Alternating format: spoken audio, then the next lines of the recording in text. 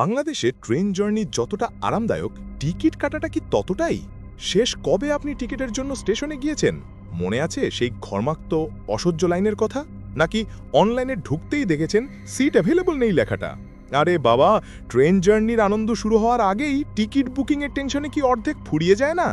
জানেন কি, বেশিরভাগ মানুষ আসলে জানেই না যে তারা ভুল সময়ে ভুল পদ্ধতিতে টিকিট কাটার চেষ্টা করছে। অনলাইনে একটা নির্দিষ্ট সময় আছে যখন টিকিট পাওয়ার চান্স প্রায় ৮০% বেশি, আর কাউন্টারে কিছু গোপন কৌশল আছে যা জানলে আপনার মূল্যবান ২-৩ ঘন্টা সহজেই বেঁচে যেতে পারে। এই দুটো পদ্ধতির মধ্যে এমন কিছু পার্থক্য লুকিয়ে আছে যা আপনার ট্রাভেল অভিজ্ঞতাকে একেবারে বদলে দিতে পারে। কিন্তু এতদিন ধরে এই দুটো পদ্ধতির মধ্যে কোনটা আপনার জন্য পারফেক্ট সেটা নিয়ে কেউ কিন্তু পরিষ্কার করে কিছু বলেনি। তাই হতাশ হবেন না, আপনার এই সমস্যাটা কিন্তু শুধু আপনার একার না, আমরা সবাই এই ঝামেলা ফেস করি। এই ভিডিওতে আমরা সেটাই বের করব। আমরা দেখব অনলাইন টিকিট কাটলে আপনার পকেটে আসলে কত টাকা এক্সট্রা যাচ্ছে, আর কাউন্টারে গেলে কি এমন সুবিধা আছে যা বিশ্বের কোনো অনলাইন প্ল্যাটফর্ম আপনাকে দিতে পারবে না। মাত্র 7 মিনিটে আমরা এই চিরন্তন সমস্যার একটা ফাইনাল সলিউশন দেব।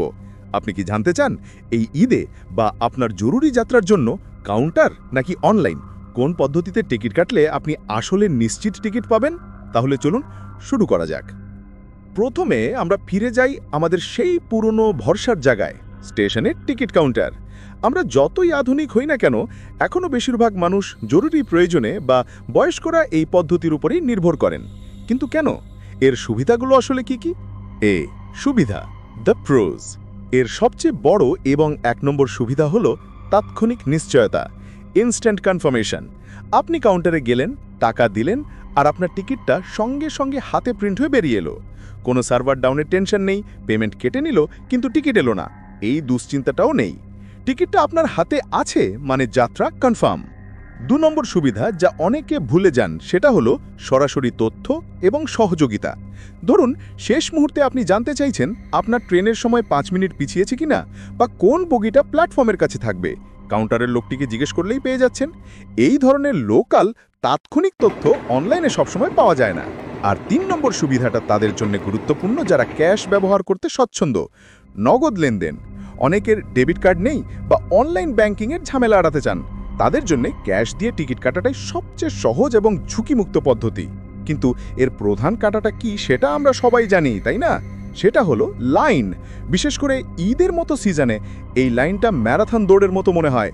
আপনার মূল্যবান সময় নষ্ট হচ্ছে, সঙ্গে যাতায়াতের একটা বাড়তি খরচও হচ্ছে। আর গরম বা বৃষ্টিতে তো দুর্ভোগের শেষ নেই। 2 নম্বর অসুবিধা হলো সীমিত সময়। কাউন্টার কিন্তু 24 ঘন্টা খোলা থাকে না। সাধারণত রাত 10টা বা 11টার পর কাউন্টার বন্ধ হয়ে যায়।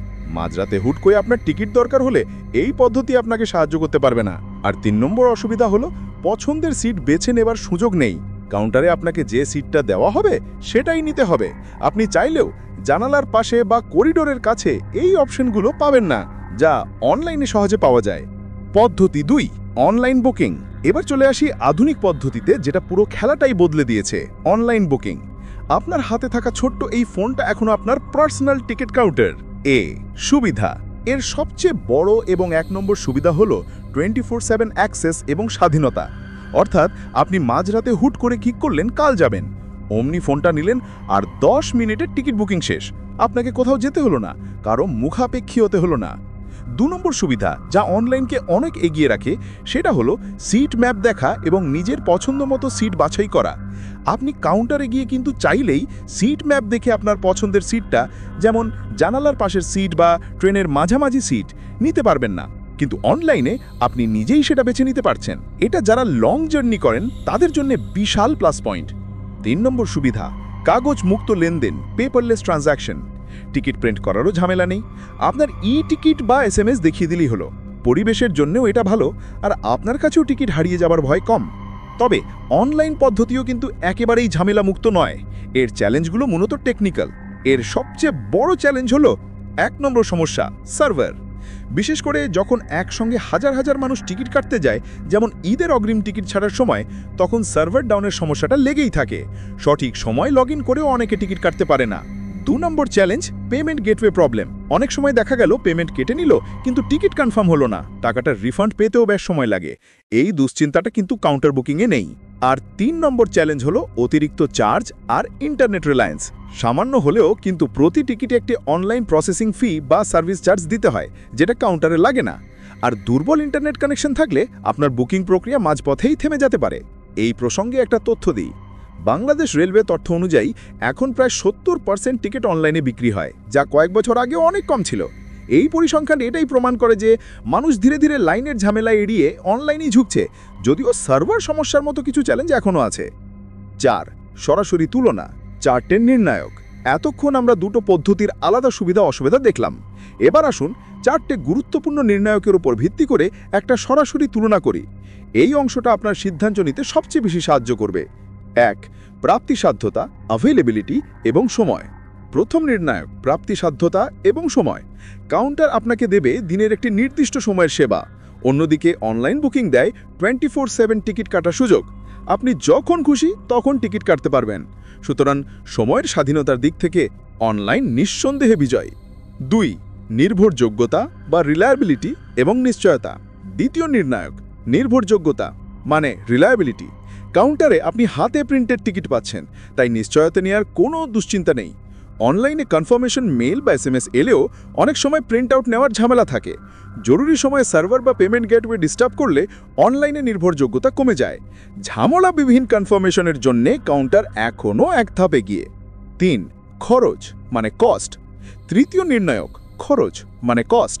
কাউন্টারে টিকিট কাটলে আপনি শুধু মূল ভাড়াটুকুই দিচ্ছেন, কিন্তু অনলাইনে কাটলে প্রতি টিকিটে একটি সামান্য সার্ভিস চার্জ বা প্রসেসিং ফি যোগ হয়। যদিও সামান্য, তবু আপনার মোট খরচ অল্প হলেও বাড়ছে, তাই কম খরচে টিকিট কাটতে চাইলে কাউন্টারই ভালো। 4. ব্যবহারকারীর অভিজ্ঞতা মানে ইউজার এক্সপিরিয়েন্স। এবং চতুর্থ নির্ণায়ক, ব্যবহারকারীর অভিজ্ঞতা। যদি আপনি লাইনে দাঁড়ানোকে একটি খারাপ সময় সাপেক্ষ অভিজ্ঞতা মনে করেন, তাহলে আপনার জন্য অনলাইন বেস্ট। কিন্তু যদি আপনি স্মার্টফোন বা অ্যাপের ইন্টারফেস বুঝতে না পারেন, বিশেষ করে বয়স্ক বা টেকনোলজি বিমুখ ব্যক্তি হন, তাহলে কাউন্টার অনেক বেশি সহজ এবং স্বস্তিদায়ক। 5. সিদ্ধান্ত ও পরামর্শ, কনক্লুশন অ্যান্ড রেকমেন্ডেশন। তাহলে এত আলোচনার পর চূড়ান্ত প্রশ্ন, কাউন্টার নাকি অনলাইন? আসলে কোনটা সেরা? উত্তরটা সহজ, এটা নির্ভর করে আপনার পরিস্থিতির উপরে। পরামর্শ 1, যাদের সময় কম। আপনি যদি একজন কর্মজীবী মানুষ হন এবং সময়ের অভাব থাকে, তাহলে অনলাইন বুকিং আপনার জন্য বেস্ট। পরামর্শ 2, নিশ্চয়তা যাদের চাই। যদি আপনি শেষ মুহূর্তের যাত্রা করেন এবং নিশ্চিত হতে চান যে টিকিট আছে আর কোনো টেকনিক্যাল ঝামেলা হোক তা চান না, তাহলে কাউন্টারে যাওয়াই বুদ্ধিমানের কাজ। পরামর্শ 3, প্রযুক্তিতে যারা অনভ্যস্ত। আর যদি আপনি অপেক্ষাকৃত বয়স্ক বা টেকনোলজি কম বোঝেন বা একাধিক টিকিট কাটার ক্ষেত্রে ভুল এড়াতে চান, কাউন্টার এখনও আপনার বিশ্বস্ত বন্ধু। আমরা আশা করি বাংলাদেশ রেলওয়ে কর্তৃপক্ষ ভবিষ্যতে তাদের অনলাইন সার্ভিসকে আরও দ্রুত এবং নির্ভুল করে তুলবে। বিশেষ করে সার্ভার ডাউনের ঝামেলাটা দূর হলে অনলাইন বুকিং আরও পপুলার হবে, যাতে আমাদের টিকিট কাটা নিয়ে আর এত ভাবতে না হয়। আজকের এই তুলনামূলক বিশ্লেষণ আশা করি আপনার টিকিট বুকিংয়ের সিদ্ধান্তকে আরও সহজ করে তুলেছে। এখন আপনি নিজেই আপনার প্রয়োজন অনুযায়ী সেরা পদ্ধতিটা বেছে নিতে পারবেন। আপনার কাছে আমার একটা প্রশ্ন, আপনি শেষবার কোন পদ্ধতিতে টিকিট কেটেছিলেন এবং আপনার অভিজ্ঞতা কেমন ছিল? কমেন্ট বক্সে আপনার মতামত জানাতে ভুলবেন না। আপনার অভিজ্ঞতা অন্যদের জন্য একটা বড় টিপস হতে পারে। ভিডিওটি যদি আপনার কাজে এসে থাকে, তাহলে একটি লাইক দিন, আর এমন আরও তথ্যবহুল ভিডিও দেখতে এনএমসি মাল্টিমিডিয়া চ্যানেলটি সাবস্ক্রাইব করে রাখুন। দেখা হচ্ছে পরের ভিডিওতে।